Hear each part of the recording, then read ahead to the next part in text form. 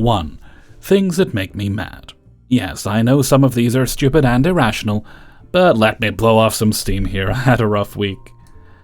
People who cut you off during your greeting to tell you what drink they want. People specifying that they're getting a certain deal with every single certains. My drink is included on the 2 for lunch menu. My burger, the one on the 2 for lunch menu. And I'll add on that dessert that's on the 2 for lunch menu. Yes, I know. I know you're getting the lunch menu deal. I can see the menu in front of you. People demanding a separate table for their children because they don't want to sit with them. Now they're taking up an entire table in my section, making a huge mess, and I'm basically watching them because the parents have no cares about what they're doing. I'm not a babysitter. If you don't want to sit with your kids, either don't bring them out with you or don't have kids to begin with.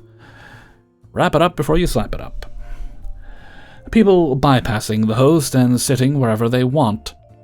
Kids asking me to do TikToks. I don't want to. I just don't. Please. I'm way too busy to stop everything I'm doing to help you film a stupid 10-second video that could possibly get me fired. People reaching for my apron to grab something, straws, napkins, whatever. Just ask me for the damn thing instead of touching me. Ugh. Tables that aren't mine asking for things. Not that I'm mad at the guest. I don't mind helping them out and making their meal more enjoyable, but I'm mad at their server because I know they're in the back doing nothing and neglecting the people they have.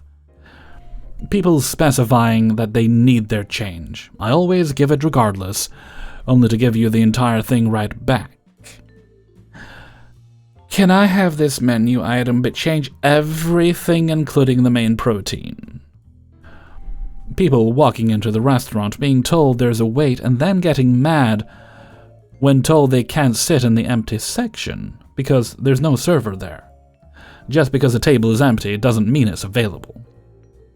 People walking in, asking how long the wait is, leaving without giving any information, then coming back and asking if their table is ready. You guys have this? No. Are you sure? I'll have the ginger ale. Sorry, sir, we don't carry ginger ale. But I had it the last time I was here. The server mixed Coke and Sprite. Host sitting at a party of 7 and a table made for 6 by putting a chair at the end. The tables are honestly too small for 6, so trying to cram a 7th person in there doesn't work. The chair also sticks out in the aisle and is in the way. Most of the time they ask for a bigger table anyway, so they end up moving, or I have to push together 2 of my tables.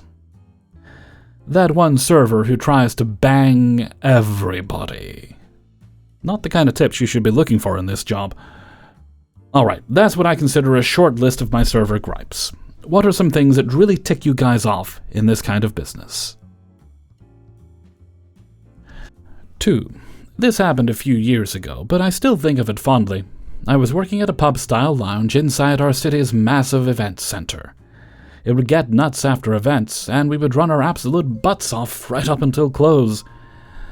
Well, this one particularly busy night, a group of 10 or so dudes sit in my section at a long table right in front of the bar. 6 of them order Stella.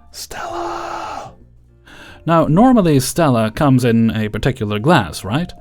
But it's crazy busy that night, and I guess everyone else in the lounge wanted Stella too. We only had 5 glasses left, so one had to be a pint glass. I thought, no biggie, I'll just explain why one of them gets a different glass. I literally explained to the guy when I dropped the pint glass that it is Stella, we ran out of glasses and I apologize. All seems well.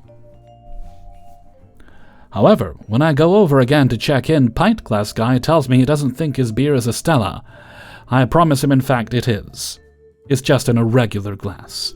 He protests and makes a big fuss in all of his friends, saying he knows beers really well, I can tell it's not a Stella, etc.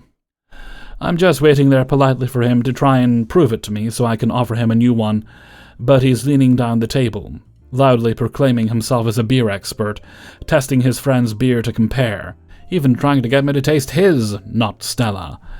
Finally, I take the not Stella back to the bar to exchange, and as I'm about to explain to the bartender why I need a new Stella poured, I notice a few clean Stella glasses stacked behind the bar now, and I feel evil overtake my soul.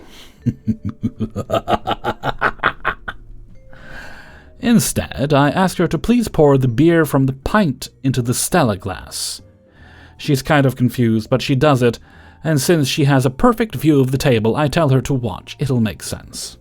I took back the same beer in a different glass to braggy McBeer expert, and told him to try it because I wanted to make sure it was right this time.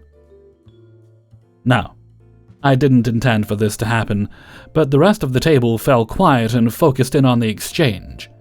He took a good sip, loudly exclaiming, "So much better. Yes, that's a Stella."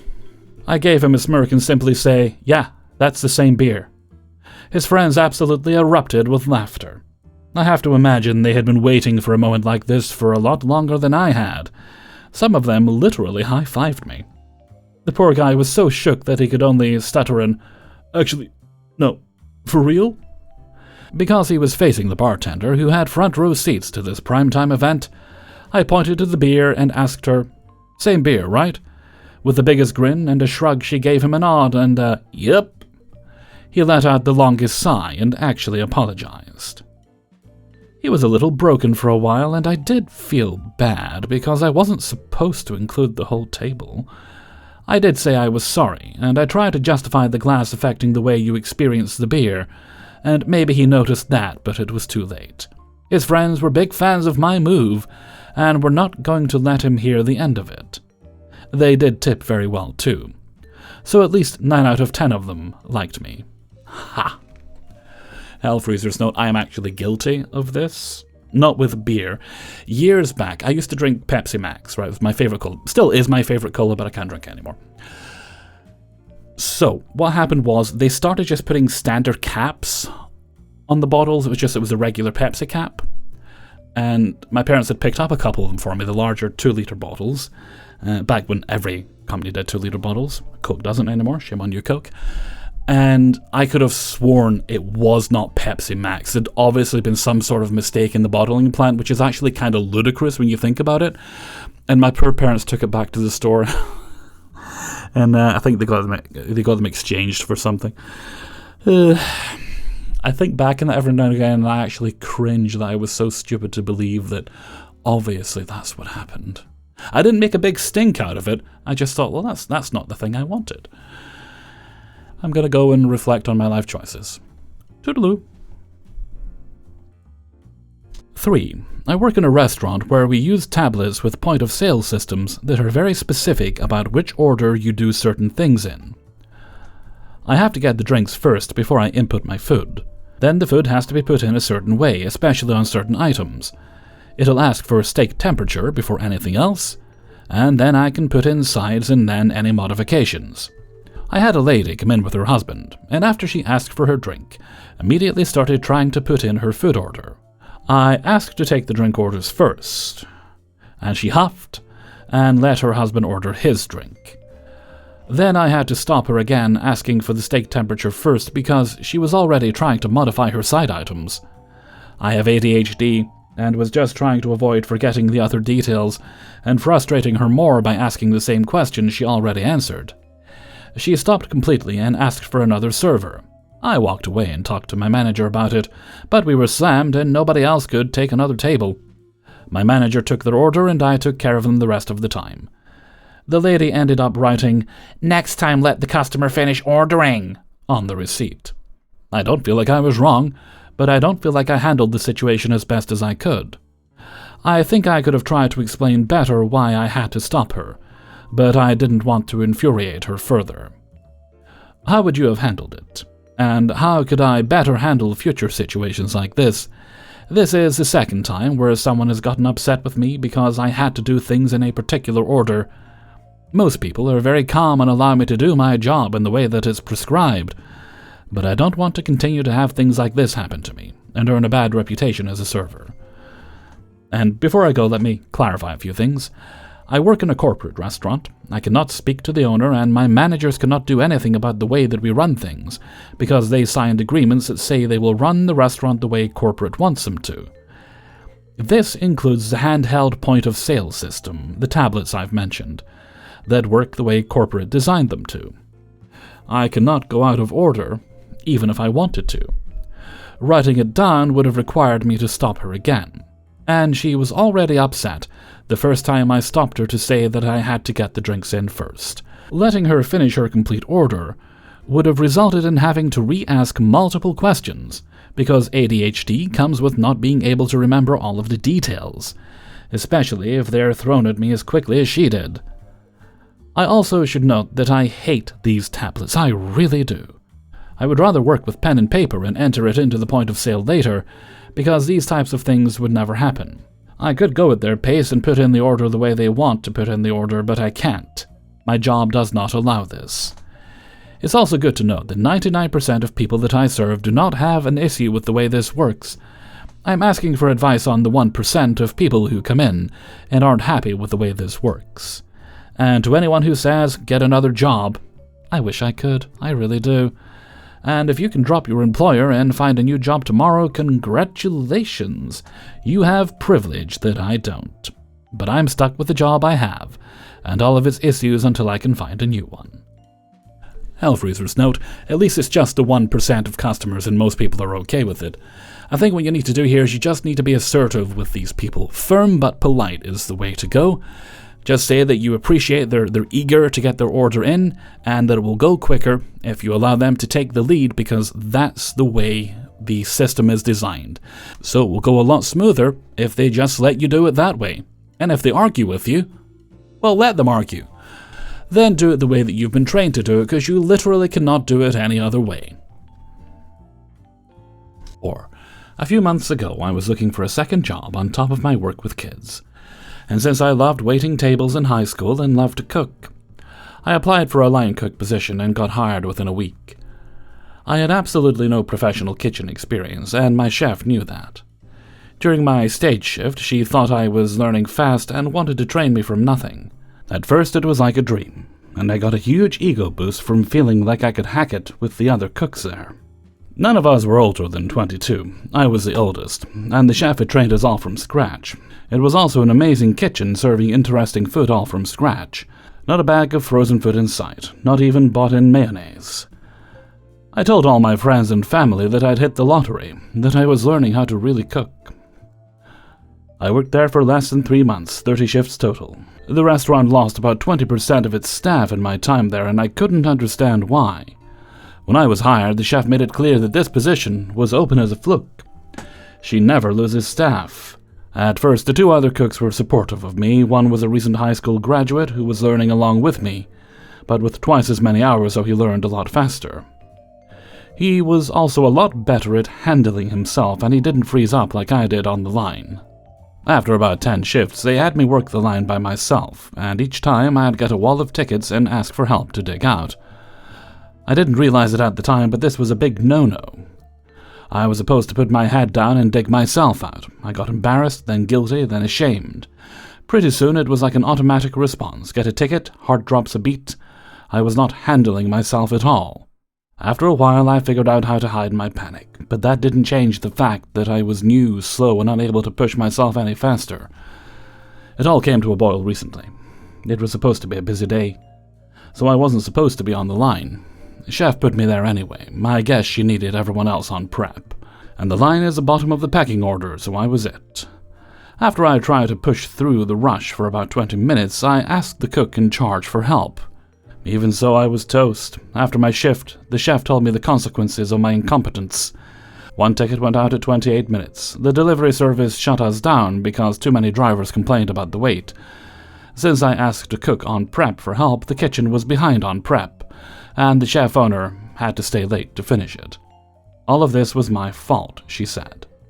I told her I was worried sick. I was trying my best, but I worried I wasn't learning fast enough, that I really couldn't do any better than this. She said she worried about that too. It was obvious at that moment she didn't believe in me anymore. She didn't fire me, but she told me that if things didn't change fast, I wouldn't have a place in her kitchen anymore. I cried all night. The next day I thought, what the hell am I doing this for? This is a side job for me. I'm not trying to climb up to be a chef one day. I have an entire other life and career to attend to. Why am I letting this get in my head? The truth is that I've never failed so hard at something I truly tried my best at. I really, really suck as a line cook. I'm an anxious person, and I can't control my body's reaction to stress. At least not right now in my life. I told my boss as much, in not so many words. Goodbye, kitchen. I know that this work is difficult, and I know that many of you have faced this same pressure, slapped yourself across the face and gotten on with it. I'm just a civilian in this world, I'm not hardened, and it's not my dream. If there's anyone else out there facing this, and eating crap every single shift, I hope you feel less alone. For me, it just wasn't worth it. Hellfreezer's note. You were working for a bully. That's not how it should be in any working environment. You were put into a situation you weren't trained for and expected to flourish. Maybe some people can do that, but that's not how it works for most people. Now, it may be the case that you're just not suited to working in a kitchen in general. You'd never know unless you tried another one. But the fact of the matter is, I know poor management when I see it because I have worked with poor management. Not in kitchens, I worked retail. But the lack of skill translates. 5. I've moved up in the world. Full-time, replaced the Sioux, learned a lot, failed a lot, met a ton of new people, left my mark in different places. A lot has happened these past 2 months in just my little world. I'm finally financially stable, and soon I'll be able to get my own apartment. I networked successfully. I'm finally successful, financially. However, I don't feel like I'm being pushed culinarily to be the best I can be. I push myself as hard as I can, even for simple dishes. Make the roux for the mac and cheese as clean as possible, as quick as possible, without scorching or any other sauce. I'm going to get nitpicky. I'm put in charge of a soup. I'm going to do it the right way, and I'm going to try my very best to make the best thing I can, because I care so much about the presentation and the layers of flavor, and I just want to push it. Push how far I can go with my limited supplies. I have loads of fun in my little kitchen. I make fun, alternate meals, bake sweets, and get to serve some beautiful elderly folks, and we do some awesome food. And I love where I work. I have a connection to the people I'm feeding, and I want it to be more awesome for them. So I bust my butt and hold myself to what I call restaurant standard. If I ordered this in a restaurant, what would I say if I received this? Sometimes the answer is I'd send it back, and on those days I curse myself for being sloppy, or I curse my boss silently for giving me bad supplies, or I curse others for not caring about the food they put forth. I put a lot of pressure and stress on myself. I know it's not going to be perfect, but can't this time be better than the last time? And can't next time be even better than this time? On my days off, I challenge myself to try something new, something different, something more refined and specific, something I struggle with. I usually pick a French or Italian braise, or some classic soup I've never had, or even beautiful appetizers. The goals on those days are as follows. Do not follow the recipe. Look at multiple recipes, do it make sense. If I can understand the concept, I apply this to my career and make it my own.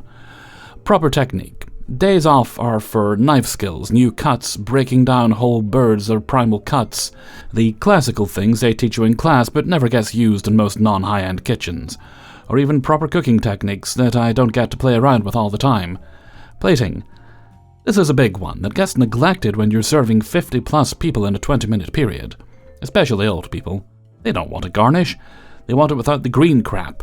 They want the plate to look like home.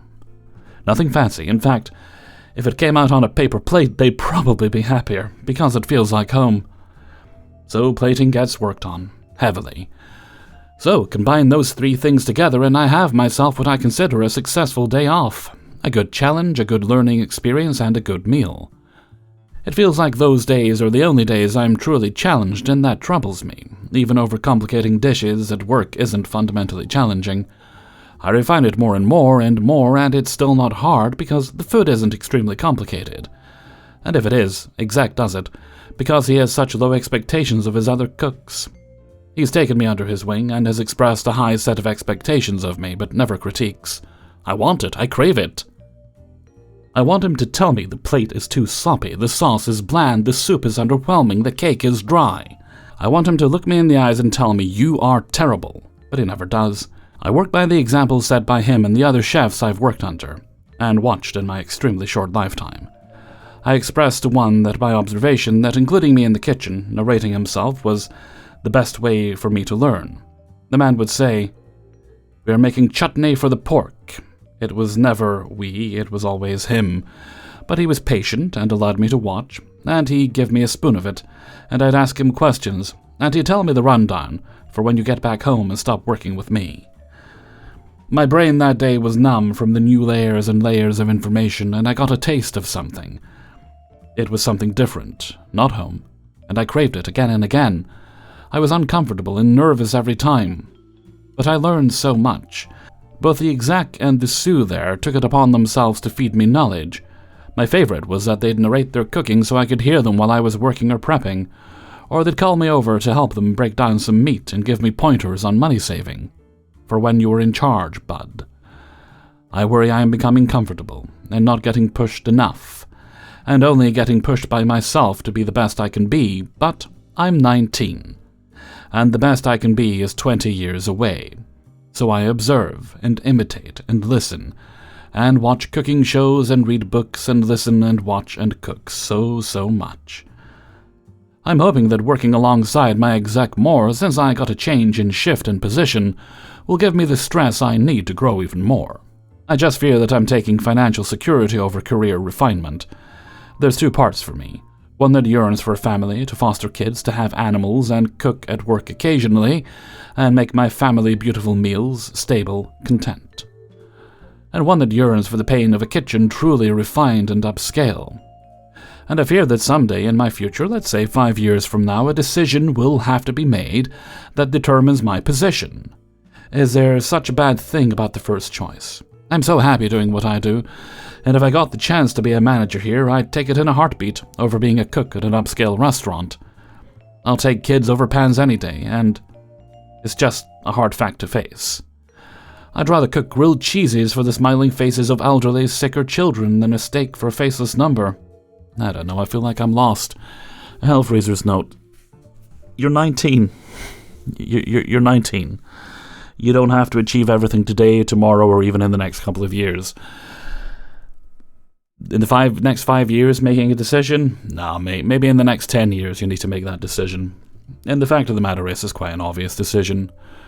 You could spend decades working as a top chef in a kitchen, and at the end of it all, when you retire, what do you have? Memories of people who'll never remember you personally? Or you could work on being the best you can at your job. Maybe open your own little place, somewhere small, family-run, and have that family you wanted. People that will take care of you when you're older. A legacy that will survive after you. You have to decide what you want most. But as I said, you don't need to do that anytime soon. Hey everybody, Hellfreezer here, and thank you very much for listening to Spinning Plates, episode 264. And thank you very much to everybody who allowed me to use their stories in this video. Before you go, please hit the like button and subscribe if you haven't already done so, and do support me on my Patreon page, which is linked in the description. Hopefully I'm remembering to put a link to the second channel there as well if you'd like to come join us. Right, no other business today, so let's move along to Hellfreezer's question of the day. I'm actually really hungry now. The author of the last story mentioned making roux. I'm thinking of mac and cheese.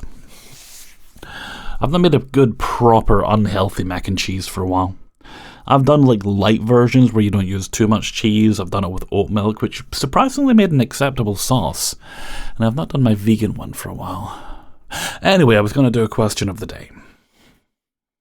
We'll keep it food related. What is a dish that you have made experimentally that turned out surprisingly good? The aforementioned vegan mac and cheese, I tried other recipes before and they just didn't hit. And so I looked at it and I thought to myself, okay, this isn't really a recipe, it's a technique, right? So what do I think would work? What do I think would give me good flavors that work together? So I started with my regular non-vegan mac and cheese. I thought, right, I have these things in it, these things need to be retained, use nutritional yeast because it's vegan cooking, and then I added other things here and there, like the cauliflower and the potatoes and so on. And the garlic, obviously, because num num num. and I come up with something really, really good. So, what's yours? A dish you made experimentally that turned out pretty good and it just became like your dish because it was you made up the recipe. Let me know what you think in a comment below. And before we go, let's take a look at the answer of the day from a previous video. And today's answer comes from Spinning Plates 263, and I think this was about things you watch for comfort. Let's see, today's answer comes from Beth Yadamek. Doctor Who, particularly the 12th Doctor. I adore that grumpy Scotsman with his attack eyebrows. 11th Doctor's incarnation is my comfort Doctor, though. Here. Honestly, there has never been a version of the Doctor I've hated. I like them all. And I hope that trend continues when Ncuti Gatwa leaves in probably another year or two. They tend to do 3 seasons on average, isn't it? It's rare for them to do more. So, yeah. Some of them, I'm not naming names, but some of the Doctors have not been well served by their showrunners, I feel, but I love them all. And I want to hug every one of them, if I may. Anyway, I went to a place there where, oh yes, thank you very much for your answer, Beth. And with that, I'm going to head off for now. Oof, I need caffeine. It's a sleepy freezer this week. Just my sleep's been very disrupted this week. Because since last Friday, I've had engineers from the power and the gas companies installing smart meters in the house, which is a good thing, ultimately a good thing. And there was so that was just a lot of getting up earlier than I usually would to get them sorted. But it's done now, so I'll probably have a long rest tomorrow and sleep in a bit. I mean, I do have work to do tomorrow. I also have to go out and buy groceries, but I can just go to the local Lidl. That's really not far away. Yeah, anyway, I was going to go, wasn't I? So until next time, thank you very much for listening, and take very good care of yourselves.